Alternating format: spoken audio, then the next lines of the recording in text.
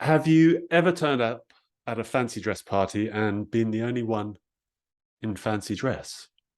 Well, I have twice. The first was to an Alison Wonderland party, and I painted my face up as I was an adult. I painted my face up as a Cheshire cat, got my gear all sort of, looking that way as well.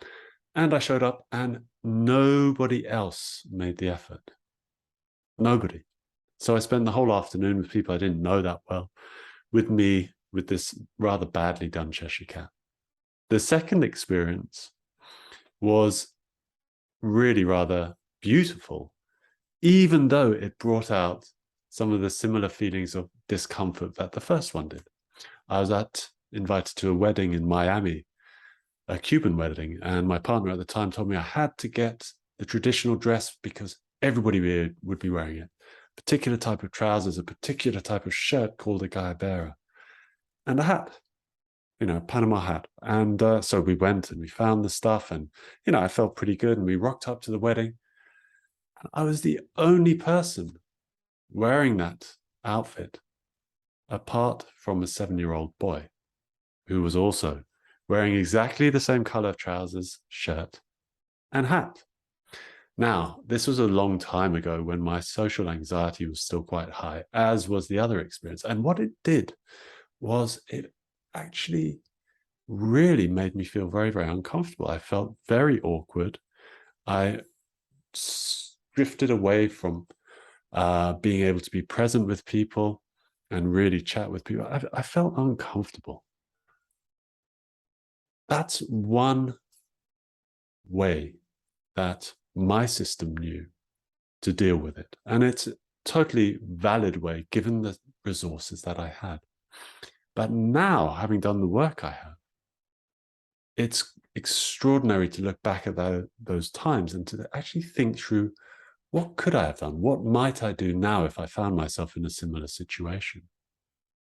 Well, the first thing I know that I would do now is I would process much more quickly through the surprise, which is a shock, minor though it may be, the surprise, and I would feel the feelings of discomfort still, even all these years later. I would still feel it, having done the work probably, but it would maybe last seconds or minutes maybe, rather than the whole of the experience.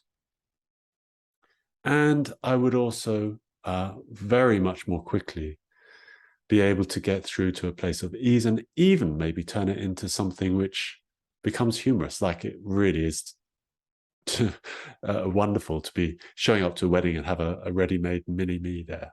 It was, it was very beautiful in its way.